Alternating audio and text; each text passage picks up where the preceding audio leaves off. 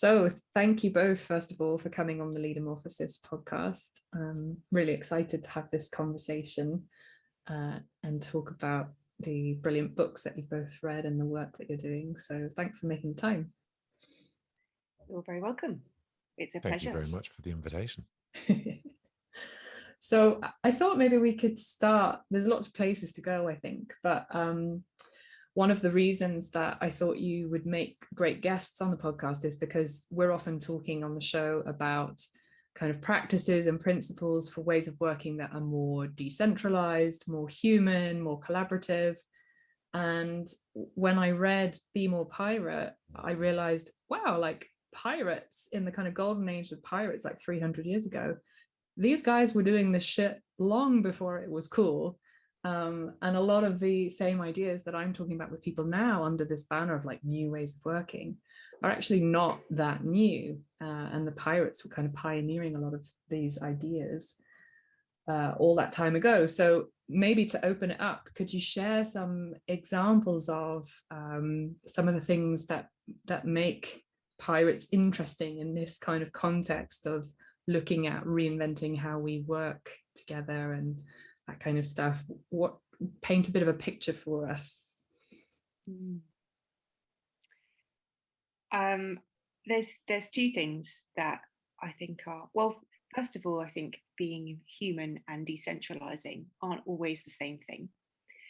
I think the two things, out of all the things that pirates did and pioneered, I think there's two things that are striking to me. That the one is the maybe more human cultural piece, that pirates had things like same-sex marriage, that they allowed a certain level of honesty and appreciation of what human nature is about and the kind of things that cause conflict and that exist perhaps beneath the surface that were not permitted in general society at the time. The kind of, and that was just that's huge, that there was this entirely different cultural paradigm going on at sea, when the rest of the world, or at least the rest of the Western world, was very closed off to certain people, that, women, ethnic minorities were enslaved, and that pirates allowed that, considering that we're not even really there with some of that stuff now, strikes me as just incredible. And I think the other thing that comes up a lot in conversations and is always remarkable to people when I talk about pirates is the sharing of power, and I think particularly the sharing of leadership power. So the dual governance aspect, where the quartermaster and the captain were seen as these sort of equal leaders. The quartermaster would look after the crew, and the captain would sort of take charge of the strategy, in the way that there was a need to have this check and balance on power that you don't see in organizations very much. The idea that you could vote out a leader, vote out a manager, would be unheard of. Even talking to people involved in like local councils or politics, the idea that you could have that kind of check on a newly elected leader, and that pirates did that, and that most pirate crews would have been a group of burly, uneducated men, hate to say it, and that they worked out that they had to find a way to harmoniously work together. And then you're in an organization and people really struggle with creating that same harmony, and there's all this resentment simmering beneath the surface. So I would say it over and over again, how pirates provide a model, and we shouldn't, they should not be laughed off as sort of stereotypes. And I think there's there is a pattern that plays out in these moments of like great interregnum, which is a word I've only learned recently, but like when we're between these kind of large moments. And the pirates emerged at this point when one organizing method effectively was coming to an end, and there was the dawning of democracy. These ideas had begun, and there's this really, possible link that didn't make it into the original book, but I was thinking about it just recently. So at the end of the civil wars that are taking place in England, there's this sudden moment when the king is being held, and for the first time in anyone's living memory, there's a discussion about a republic, and everyone is invited to this debate, and that doesn't ever normally happen. So these lay people are invited to the debates, like teachers, all sorts of people, and they take place in this church. And for 19 days or something, everyone thinks and wonders what the world looks like in this new paradigm, where perhaps they don't let the king out, and we move from this monarchistic, autocratic system. And that's, it's now seen as this legendary formation of democracy, and the implications of that, because this is happening the world over. There's every major power is quite terrified of the rebellion that is going to come, and then the century that follows, is filled with overthrows and the fight for democracy, in the beginning of the age that we're in, really. And I like this idea because lots of the Roundheads were attending these debates. Before then, the Roundheads got their lots of emissaries and lovely placements around the world in gratitude for the role they played in the wars. And the Morgan family, Henry Morgan being one of the founding fathers of the whole pirate movement, there was lots of Roundheads in his family. So the idea and then he became the governor of the Jamaica station. So the idea that someone in his immediate circle could have been at this debate is not unlikely. And what then happens is perhaps that's the link that inspires the pirate democracy that Alex is talking about. And so then what I really like about this is that it's about a story. And in these moments and times, what we really need are the stories that will inspire us to think that people can do things differently. And then the pirates become so good, and their story becomes so strong and so powerful. So it takes this like kernel of an idea of democracy, takes it away from England and the other major powers, where democracy was being flattened and crushed and you'd be imprisoned, and creates a little petri dish for it on the other side of the world, where the ideas can become more fully formed, the story gets strengthened, and then it can be brought back. And I'd like to think that's where we're at now, because we have got these very large scale problems, we can list them all off, and we don't have very many large scale solutions. So my hope is that the stories that individuals and the innovation, the things that are taking place at the edges, in some of those that where the ideas will catch fire, again, a new organizing system can begin to rise up. And that feels like the kind of, to me, the thread, or what my most optimistic self with the thread would be. Yeah. So maybe on that note, tell us a little bit about the Be More Pirate movement, because the first book and then now the kind of How to Be More Pirate book, I think the second one talks a little bit more about this growing movement and some examples of how organizations have really been inspired by this story, as you say, of, these are some of the things that the pirates were experimenting with all that time ago that feel very relevant now, as we're, in a paradigm of, reinventing and rebelling against some of these things. So what does the movement look like at the moment, and what's exciting to you about that? To pick up on that thread of storytelling, actually, it's so much about that, the need for a uniting story around how to tackle those big challenges. It's not to say that pirates is the answer or the only answer, but the most, I suppose, one of the first things that I heard when I'd listened to people talk about why this resonated was the story, the stepping into the role of pirate, that the word, the language gave them something different. And having come from a background of working in social change as a blanket term, but charities and just the dire nature of communications in the sector, the lack of focus on the need to move people and find something compelling that allows people to be in touch with their sense of courage and their conviction and everything that makes them feel great. That's so lacking. It's like, here's a structure, here's a framework, here's some challenges, and blah blah blah, in my experience.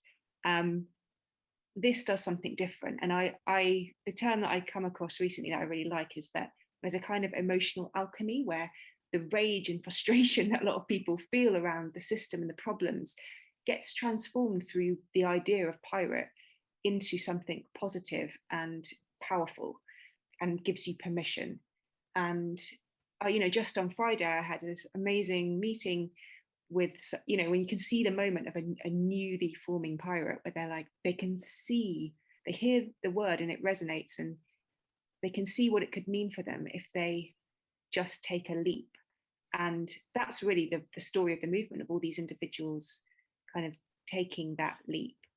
And obviously it's been organizations too, kind of recognizing that they could also seize upon that spirit somehow.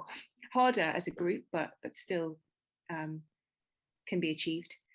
So the movement, is just a coming together of lots of people who really believe in it. And what's fascinating is that I've realized recently is that it kind of can't be killed in the way that when I've been doing social change or community building before, you're so worried about how do we create the emotional connection? How do we ensure people stay engaged with this?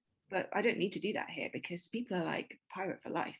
There's like, put that badge up. And it doesn't need to be everybody. It doesn't need to be masses and masses necessarily, because if the ones that are committed really take those risks and do something, that becomes the story then that inspires somebody else, and it's like a chain reaction.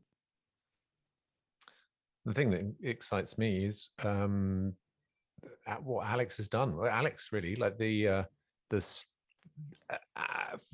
for me at first, it was very difficult to come to terms with people getting in touch and saying they'd read the book and taken action on it.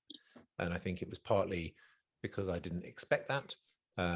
Partly I was going through an awful lot of turbulence in my personal life, so I wasn't quite ready to meet it head on. I was doubting myself, so I doubted it. And part of where Alex and I came together was to harness that. I'd been rude. I was ignoring them. I kind of put them into a folder and didn't really know what to do with it. Mainly through lack of belief, I think, ultimately.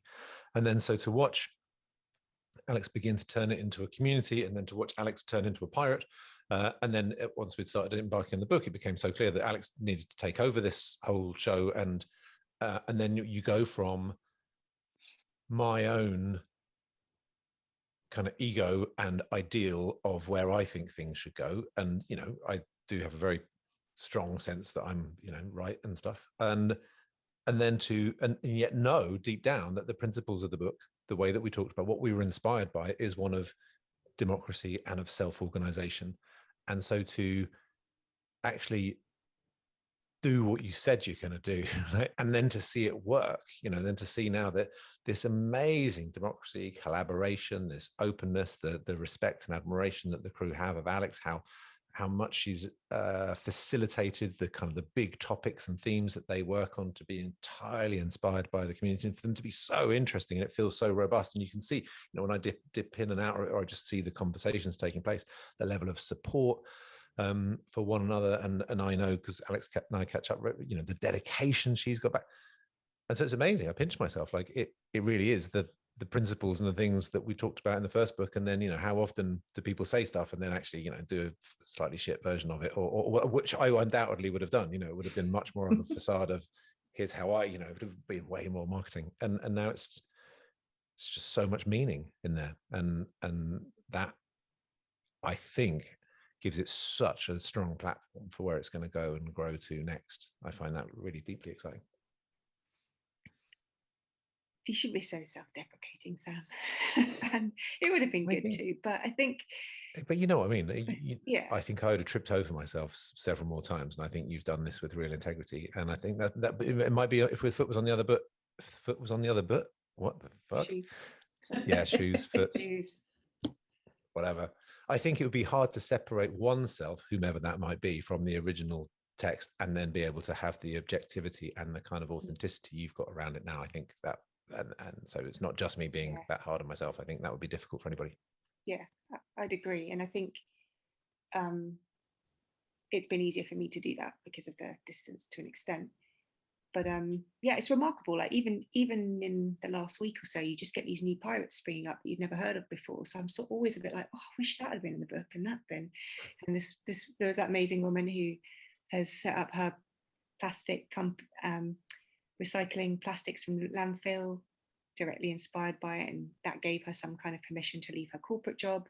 And even last night I've got joined this sort of coaching community mainly in the US, and we did this workshop on what the community code would be for them, because they all very much see themselves as pirates and they read the books as part of the course. And yeah, afterwards a woman gets in touch and she's like, pirates has given me the thing that's I've needed to create my own brand and community of coaching, my coaching method.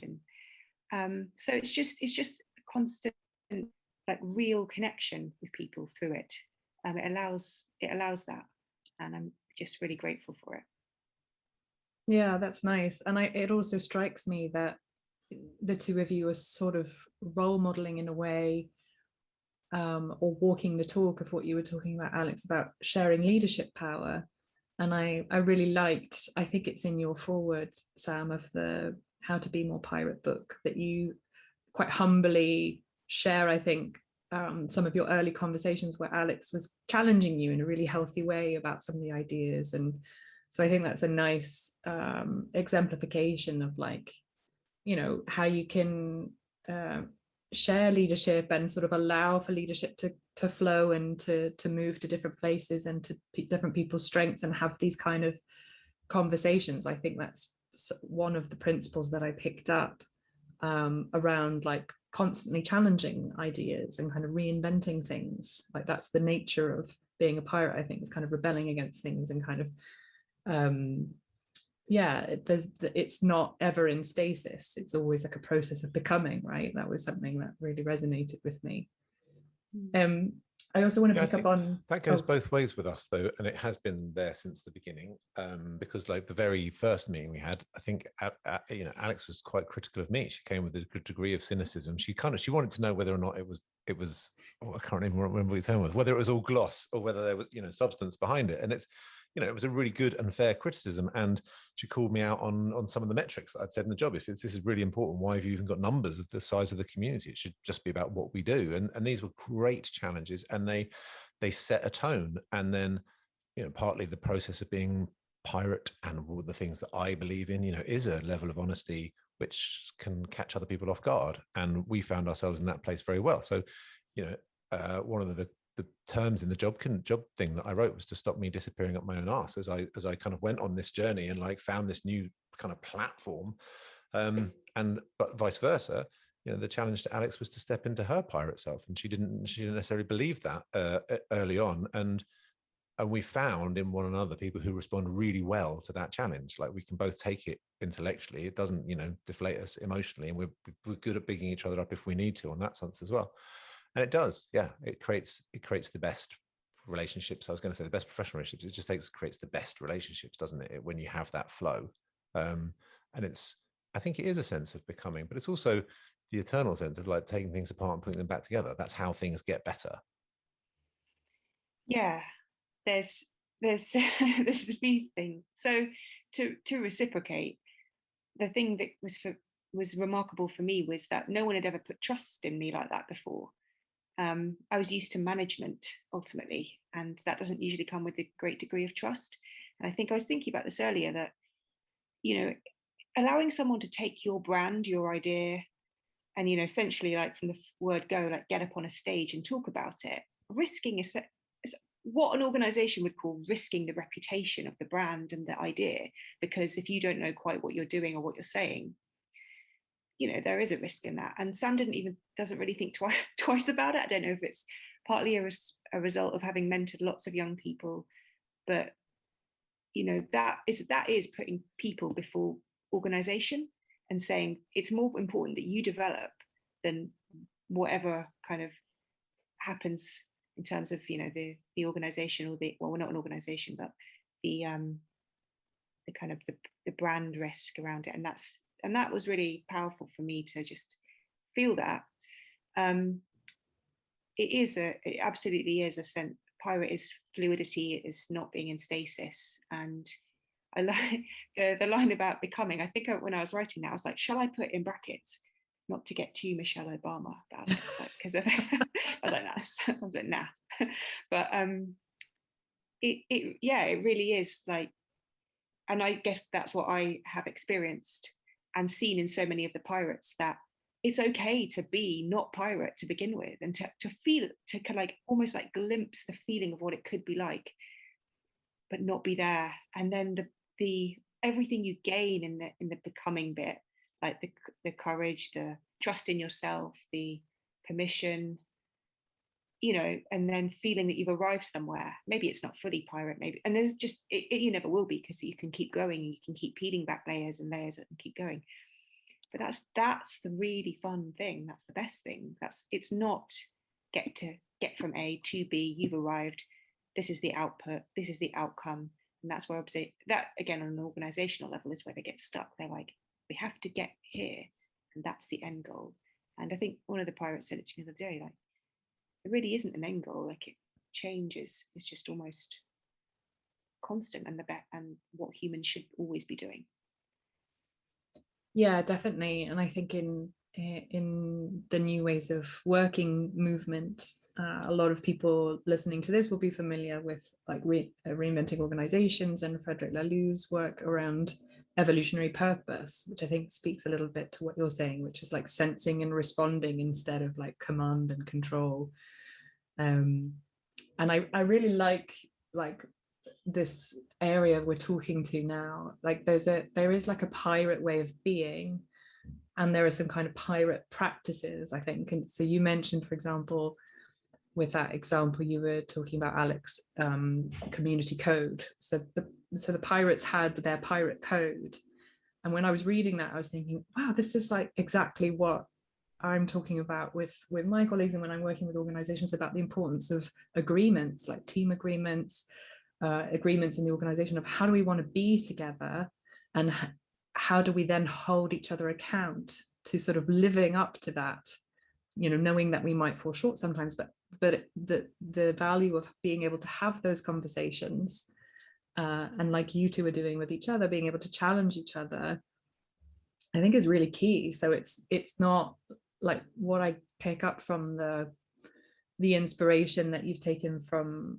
pirates and is now baked into the movement, is sort of like that balance of humanness, yes, and kind of caring for each other, and equity and that kind of stuff, but also like tough love and kind of holding each other to account. And pirates had some of the harshest punishments, but they agreed them together, which meant that they were more meaningful. They weren't sort of top down or bureaucratic or kind of compliance based, but really like, here's the agreements that we sign up to together, because this is how we want to be together.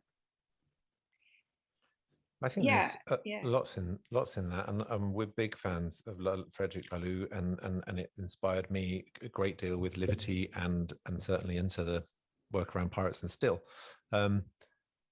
Where I take some of those thoughts at the moment, I think, is one of the really difficult things, I think, as kind of leadership evolves into this period that we're in, where impermanence is more present than permanence, is probably the truest thing that anybody at any leadership position can say is, I don't know, and yet it's the hardest or possibly impossible thing for anybody to say. And Alex and I have stepped into a place of being able to say, I don't know, and encouraging people to say, I don't know. And as soon as you do that, then you start asking good, better questions. And if your questions come along with challenge and then trust, and you've created those spaces, then you're probably going to work something out. But I think the majority world are still stuck in the 20th century dynamic, where leaders have to give a clear vision and then go in that direction. And letting go of that is a really, really tough thing, especially if that's how you've come through the ranks. And also, if you've got lots of teams who really want to be shown a clear vision and then believe they're going in that direction. But it's simply not true, like, anymore. The idea that we can predict what's going to be here, to a degree of certainty tomorrow, maybe, but in months and years, that's not going to be as helpful. And it's this metamorphosis, I think, that we're going through that's so interesting. And so the way of doing that, the way we started with, how do you navigate when you're off the edge of the map? And there's lots of thoughts that we've got around that, but something we see emerging, I think, that's representative in the way we're talking about ourselves and the way you're talking about your clients is around depth of connection. And again, it's not contemporary the norm. We try to surf through as many connections as we possibly can, with as many sound bites as we can, to kind of bring as many followers as we can. And actually, if there is depth of connection, if there is honesty, if you feel that you are seen and heard, then you have the ability to do good work. Then you have the ability to hold each other in times of, totally not knowing what's going on. And I think it's the difficult to fathom but true counterpoint to this period of both paradoxical panic and paralysis is like trust. Trust in one another and trust in yourself. Knowing no one can really be sure what's going to happen now, but I'd really trust you and I know you trust me, so we can probably work it out. And that, I think, is, that those dual notions of, I don't know what's going to happen, but I can trust us to work something out, I think is pretty far away from the traditional leadership lexicon, which still dominates. And I also think the pandemic has allowed people to, experience that more. And also recognize, when you talked about punishment and checks and, the sense of holding each other account, but not necessarily having punishment, is that we've reevaluated what should be punished and what shouldn't. And, we've traditionally experienced in organizations, if you don't do your work, you can experience some kind of reprimand. But realizing in this period that you just can't, like, people have children to look after and mental health to look after, and but there are things, when we say about pirates having tough love, there are things that you do need to hold people to account for. They're just not the things we're used to. There's things that are, like you say, when someone breaks the trust that you have in them for some reason or another, whatever that might be between you, that's the thing, not the, I forgot an appointment, or which people have so much fear about. I realize this every time I speak about, we talk about taking some small bold actions and risks, and could you do something different, and they go, oh, I'm going to get some uncomfortable confrontation, or there might be a possibility that my job will be at risk, and bringing people on a journey to realize that those maybe aren't the worst things, really. And I'm grateful that maybe COVID has allowed for that more. Yeah, I'm wondering if you could share a couple of examples for listeners of some organizations that are part of the movement, or that you've come across, or some stories that you've heard of how communities or organizations have put into practice or have been inspired by some of these kind of pirate principles, just to give listeners a flavor of like what it can look like, or what the catalyst can then produce, perhaps. Yeah, I don't know which one to choose. Or where to start, really. There's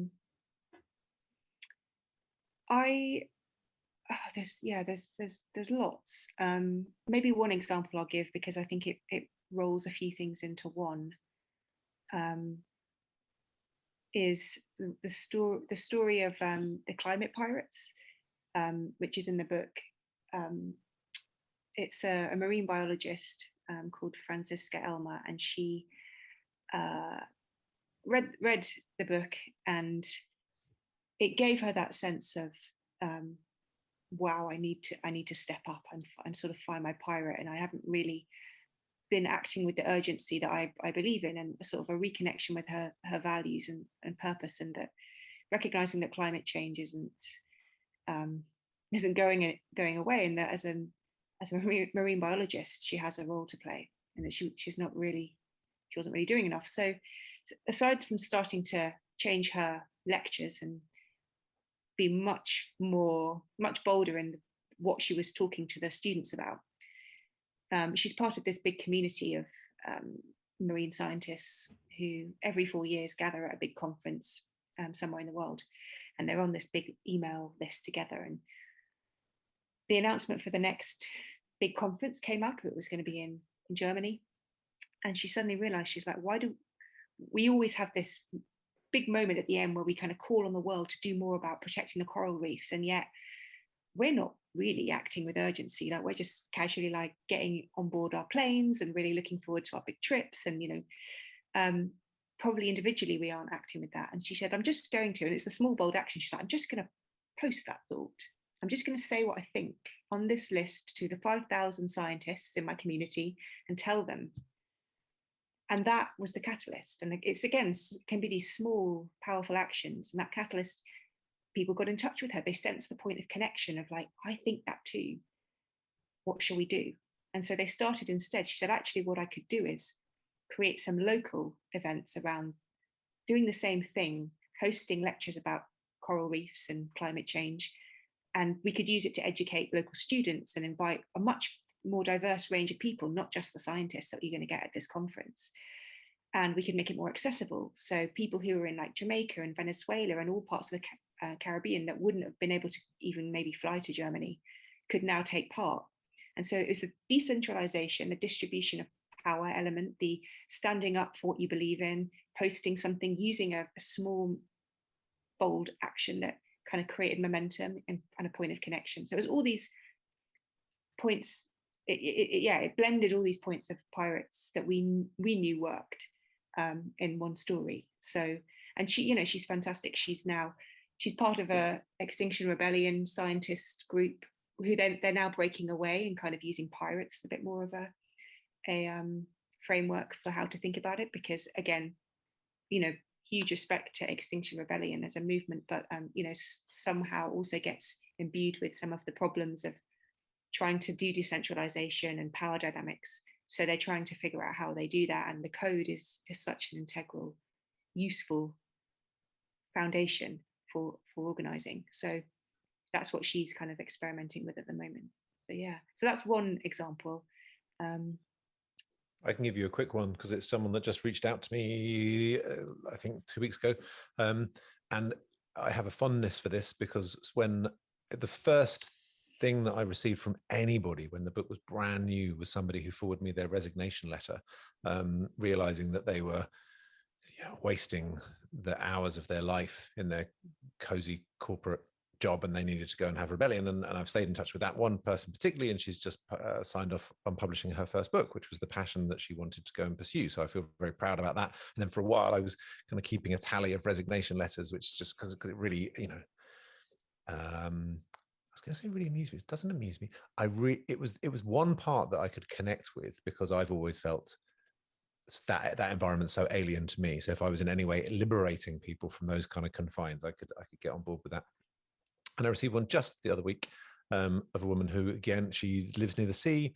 She saw so much waste. It would break her heart. And yet, by day, she had to get up early and go to this kind of corporate job that she could eventually see was kind of contributing to the problems, just a big multinational. And she'd read the book and then she decided that was it. The thing that she most wanted to do was dedicate her life to doing something about this waste that was right in front of her. And she needed a career. So she came up with a business based on that challenge, right? I can't follow these rules anymore. I've got to rewrite them.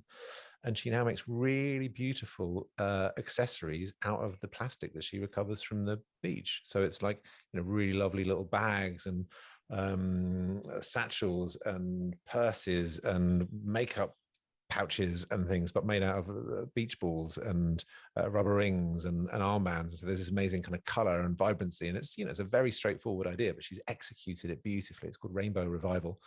And she's now living her best life. She's doing exactly what she wants to do, completely aligned. And so all of that passion then gets, and this is the interesting thing of it. Pirates at first and rule breaking, everyone gets quite scared and thinks this is going to sound really chaotic, but it's not at all. Alex has this great line that rule breaking seems like the risky thing to do, and then eventually you realize it's the responsible thing to do. And that's totally what's happened in this woman's life. So all of that power, energy, human spirit, creativity, desire to work, desire to make a difference is now all aligned. It's not like 80% of your day is going to waste and 20% of your day is true to who you are. It's all aligned, and she's fully accountable to this thing, fully showing up for who she is and the environment that she believes in, and is making this business fly. So that's really the part of this. You get all of the energies that push you forward and push them all into the same place. And that's why you've suddenly got this courageous pirate spirit that believes it can take on the world. And on her, I think in the email that she said, she did sort of steal the idea as well from another company that had been doing something in the UK, which again is like, because I don't want it to sound holier than thou, because that's not pirate either. It's not just like, oh, it's so amazing, I'm just doing everything right now. She's like, yeah, I nicked it. Like, of course, steal. Like we need more people to do more of that kind of stuff, and not worry too much about, oh, someone else done it, it's not an original idea and all that kind of crap. So yeah, thanks for sharing. And I really do encourage people to read the book, because there's a number of really beautiful examples of organizations that have really accessed like a whole other level of thinking just by kind of flipping things or challenging some kind of established norms or ways of seeing things. And it was something else also that resonated for me in both of the books, is because I'm often talking to people about, there's a lot written about and spoken about in terms of this stuff around structures and processes, and those are important, and there are some examples that we can take inspiration from in the pirate movement as well, like the pirate code, for example. But I also really like that both of you have written about and now have been speaking about as well, like the importance of like how we're being and sort of embodying it and starting with yourself. And in the book you even talk about like the mutiny mindset, and I'm often talking about like, the mindset and the way of being, and this being like quite a key piece if we really want to change how we work and are together. Like that's a really important part. Can you share some of what you've learned about those pieces, the kind of mindset and the way of being, and why that's important to being pirate? Yeah, I think the main point of the mutiny mindset that was striking, and it stems from the line that Sam wrote in the first book about no one is coming to save you. That was the catalyst that seemed to allow people to recognize that stability is a bit of an illusion, and that we spend all of our lives clinging to stability, to preventing failure, preventing turbulence. And of course there is a tipping point where turbulence becomes too much, but allowing, or perhaps the moment when there is no choice, when something just happens and you have to go with it. That for so many people has been the moment of mutiny, or of allowing themselves permission to do something different. So I think that that's a lot to do with it. When the stability crumbles in some way, that allows for that kind of mindset to emerge, and you can't do it when you're still trapped in the sort of the cage to an extent. I think it really probably touches on a lot of the things we've said about trust and sitting with the unknown, and a commitment to uncomfortability to an extent. This idea of the edges of the map is very tied in with the mutiny mindset of. There was an amazing conversation I had yesterday with a guy who was talking about using the map metaphor and how, but about that commitment to going into the unknown, but then also recognizing that the trapping is that. So if we think of the unknown as the sort of future of like not knowing what's to come and being okay with that the past is unfortunately very mapped for people, and it's those nails in the coffin of norms and cultural ideals and frameworks and whatever that you've been conditioned to accept as normal for you. And what in the coaching work that he was doing, and was that he goes, what we do need for the past is to identify those points on your map that have existed already, and to go into them and to reveal what they are. So there are almost like the path that you've already walked does need to be explored, but then conversely the future is the thing that needs to be open. And I just thought it was a really nice, it explained something to me that I hadn't perhaps understood before. so yeah, I think definitely a commitment to uncomfortability, like, and one of the yeah, I'd say that's. Yeah, I just wanted to add something. What came up for me as you were talking there with the map metaphor was also the idea that the map is not the territory, that the map is the mental model of the landscape or the journey, right? So that is also interesting to me. Like, you know, even if we think, if you visualize now, like the map of the world, it's Eurocentric, right? So there's already a paradigm baked into what we understand as a map. So I think that's interesting to look at as well, in terms of recognizing that the map is not the territory, and yet it is. We are meaning makers. We make sense of things through stories. So acknowledging that I have a map, these are the points on the map of my past, and here's the uncharted territory that perhaps I'm moving towards. And also, it's a map. It's not it's not accurate. It's always going to go through the filter of my experience. So that parallel just kind of popped into my head. I think there's also something we realized for lots of people that goes to your question, is that the most important rule they have to break are the ones that they've put in place for themselves. And often those are just the limiting beliefs that you walk around with all the time. And for a lot of people, they're not even aware what those are. You know, so we've got these narratives that have been part of our life for our entire life, and they stop us doing things. And they're the fundamental rules that they're challenging. And depending on what our level of awareness of them is, that can become pretty problematic. And so if you are, you know, there's, for lots of people, I think life can be a fairly dehumanizing experience if you have a job that you don't necessarily believe in, if somehow you've got relationships that aren't entirely healthy and good for you, if you have your sense of who you are as out of kilter with who you think you are and want to be, you know, all of those things are neurosis inducing, and that's really tough and exhausting. And we have this deep sense that maybe this hope that that's not what life's supposed to be about, and the spirit of adventure and the promise of freedom, like kind of the stories we had as children, we hope like that still is like there for us somehow, right? And you know, not this grim, you know, whatever few minutes you can eke out for yourself in between all the duties and chores of becoming an adult. And so that question of being yourself, I think, is always, we're always there, aren't we? But we're often just outside of our reach because there's so much other stuff that I'm trying to be.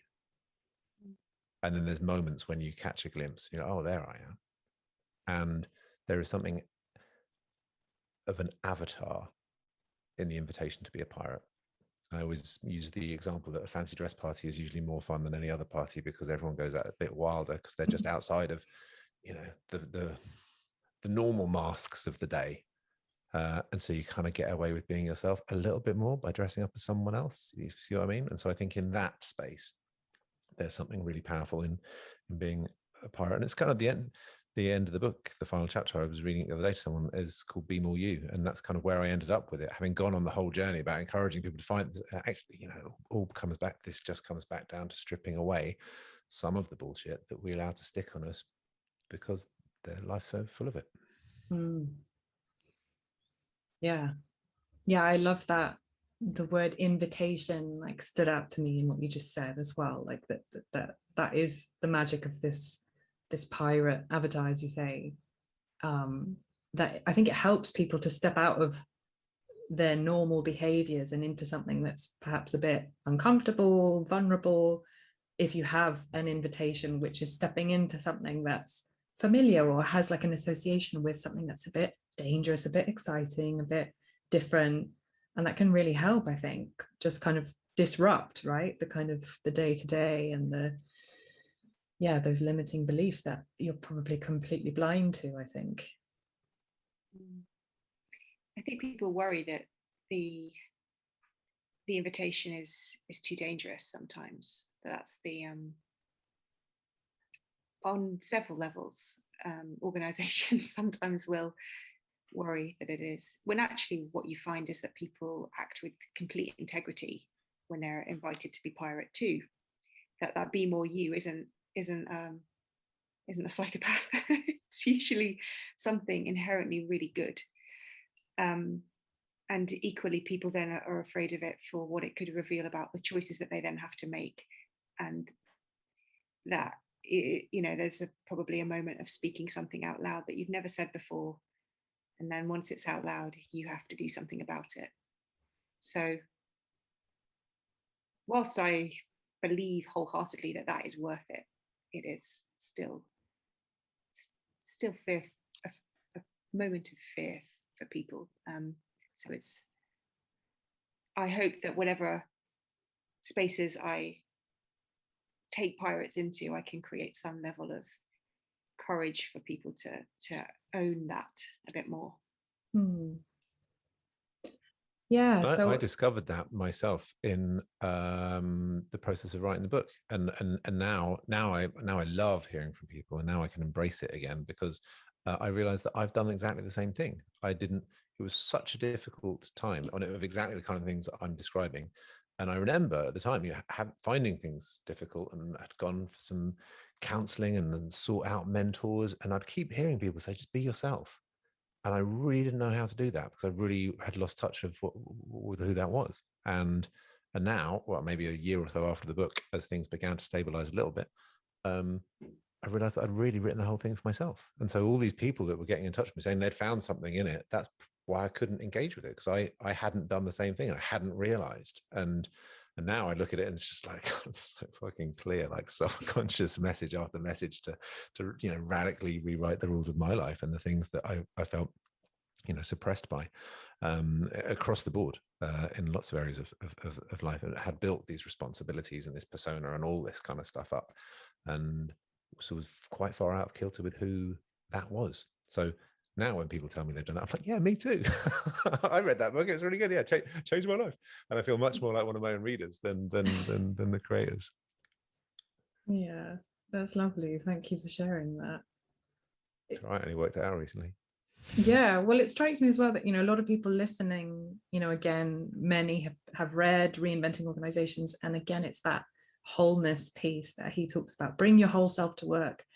And I think I really want to, build on what you just said as permission for people to not know what their whole self is, and for that to be okay. For someone to say, you have permission now to be your whole self at work. I think for many people, it's like, what the fuck is my whole self? Like, I don't know, because I've never been that, certainly not in a work context, often not in any kind of relational context, because I think that's still quite a new emergent thing. So I think that's really powerful what you're sharing, actually.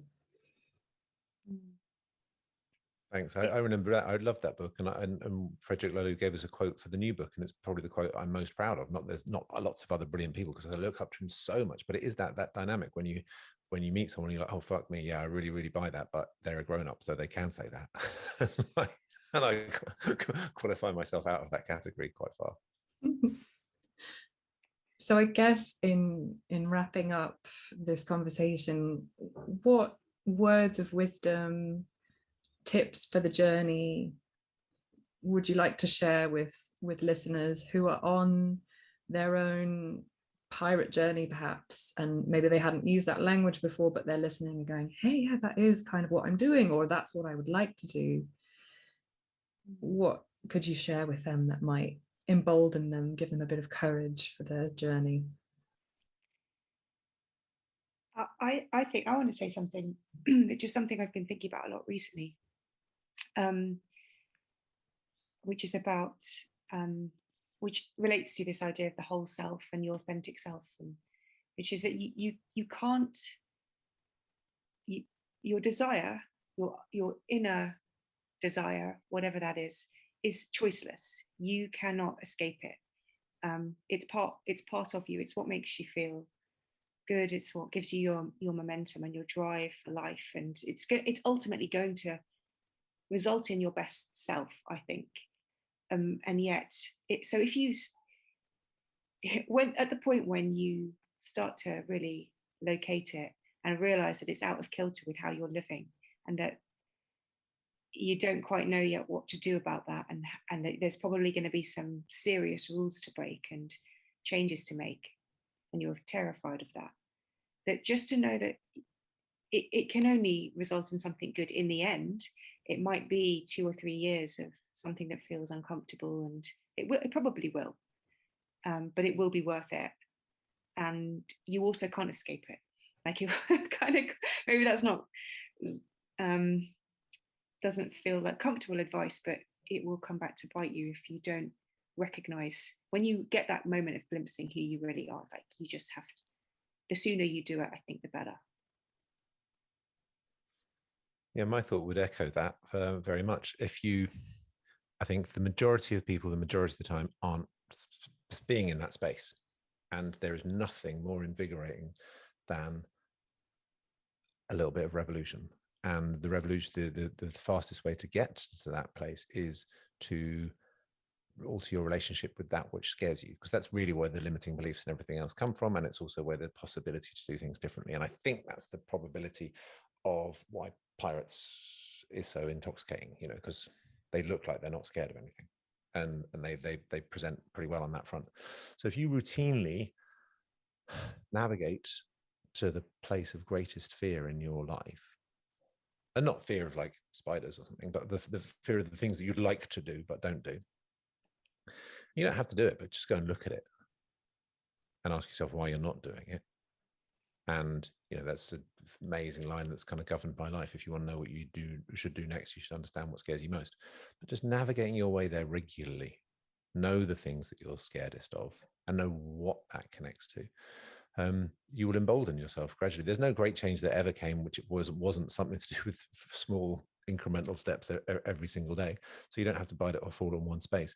If you gradually accept that fear is natural, fear is good, fear is an emotion that's designed solely to protect you, you can begin to change your relationship with those things, and then imagine your life without the thing that scares you. You've taken it away, you've overcome it. It no longer scares you, it no longer stops you, it's no longer a headwind, but it becomes a tailwind. Then, my friends, you enter a very exciting space and a whole different life.